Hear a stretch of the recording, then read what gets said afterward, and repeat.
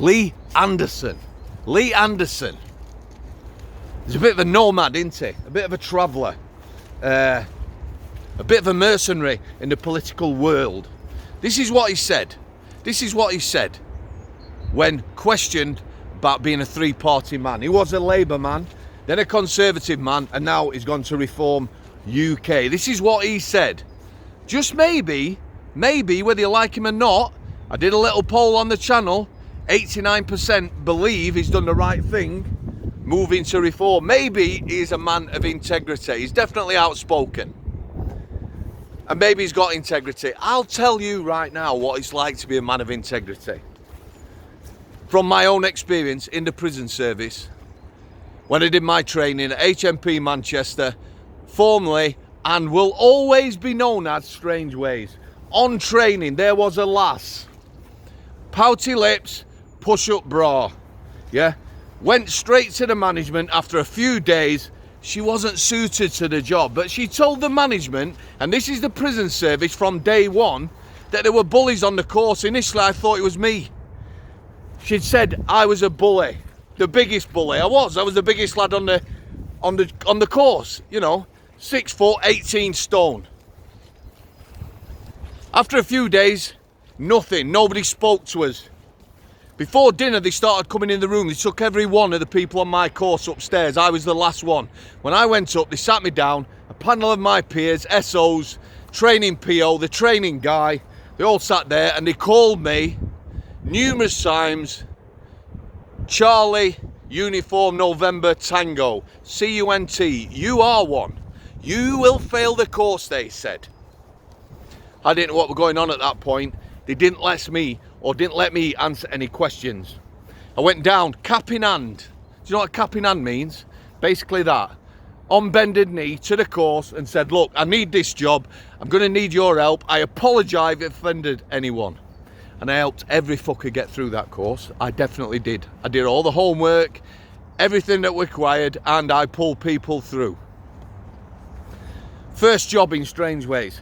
Incidentally, the PO, Principal Officer Training Unit, told me I was going to K-Wing. That was his wing.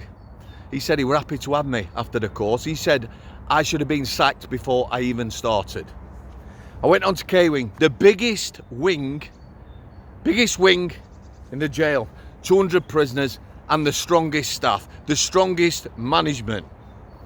Day one, in the office, on my own. The other 4 people who were starting on that course, from my course, starting on that wing, had already had their intro with Mr.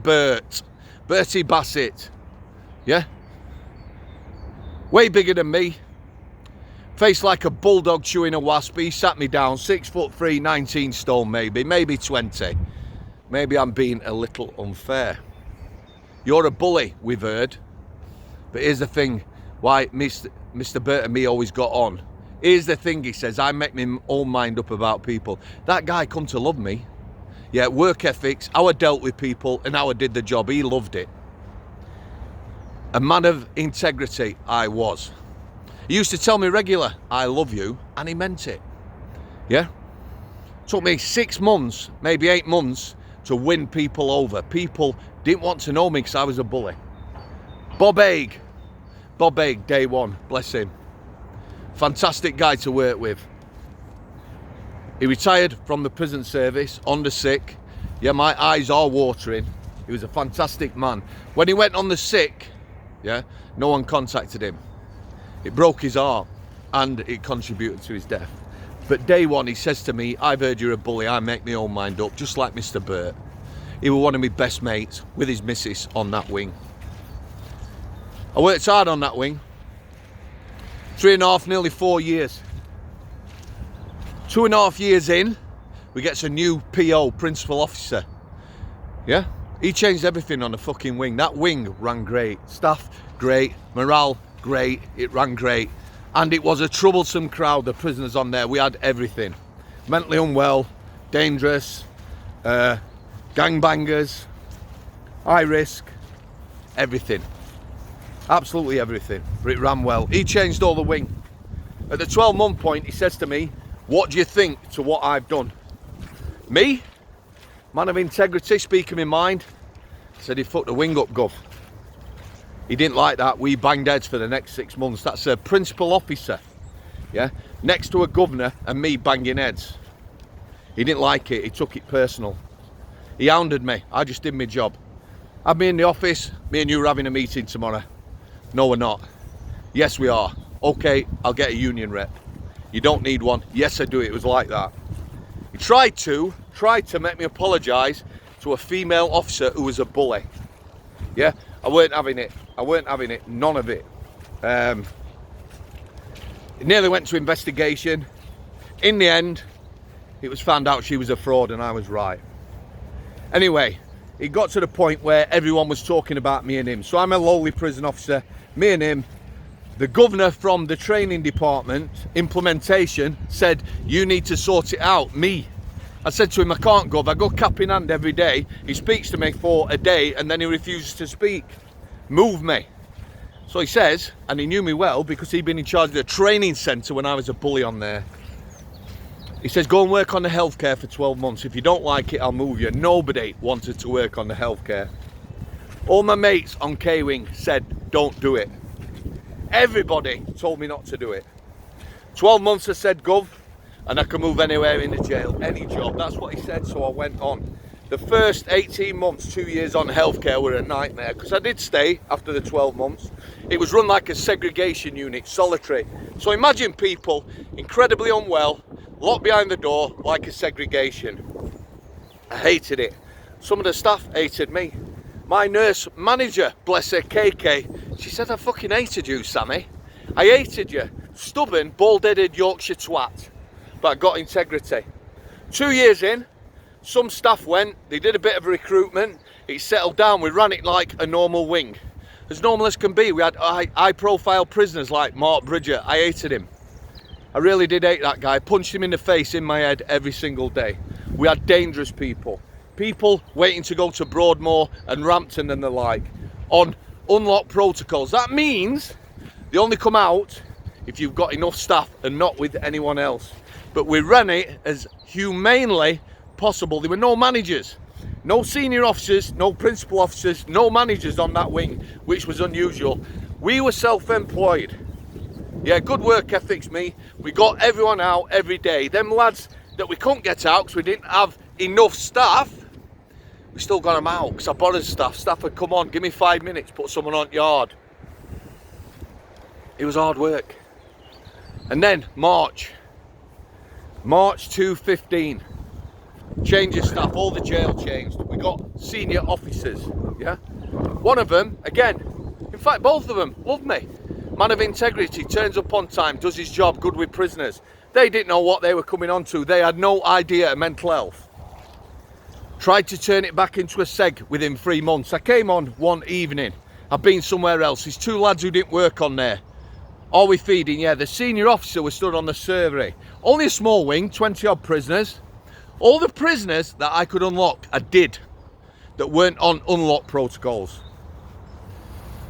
Means he could come out with other people. He walked up to me, what you doing? I said, I'm letting everyone out. We don't do it like that now. We only let 2 out at once. I says, what do you mean 2 at once? It's not a segregation unit. He spit his fucking dummy right out. Straight down to the office. The other 2 lads looked at me. You'd better apologise. No. I carried on feeding the prisoners. And then we did the unlocks. Them that couldn't come out with anybody else. I moved off that wing. I could have gone anywhere in the jail. The manager of the segregation unit said, come to us. No. I says, I've seen your staff, you've got weak staff, it's a dangerous place, I can't work with people like that. I ended up on the induction wing. Yeah, 3 weeks later, I got injured, never returned to work, head went. Lots of things happened in that time. During that last March to September, I was involved in a lot of restraints. The prison was chaotic. I did no fucking paperwork. They used to allow you time. You'd sit down after you'd been involved in an incident and write your paperwork. They didn't want you to do that. There were too few staff. I refused to do any paperwork.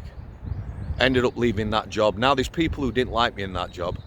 I got on with the vast majority of prisoners because they could see what I were. An empath and a threat and spoke to people properly.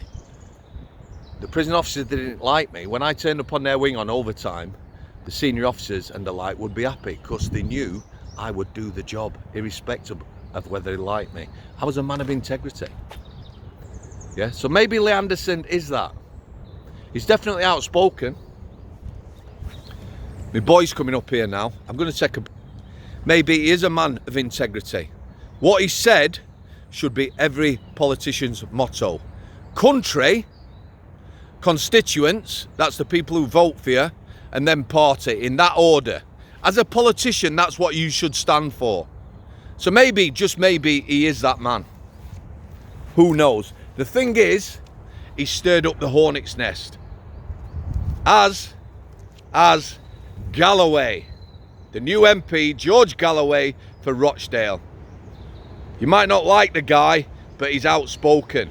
He will say it as it is or what he thinks. And for me, that's what politics should be about. Whether you like him or not, they should say it how it is and call things out. And if you all think you're right, just the same as me, don't apologise. Lee Anderson would not apologise, not to his party, not to Richie Rich Sunak, our unelected Prime Minister, and not to Sadiq Khan, the London Mayor. Main man Stephen, thanks for your continued support for the channel. God bless you all. Thanks for coming. I'll see you.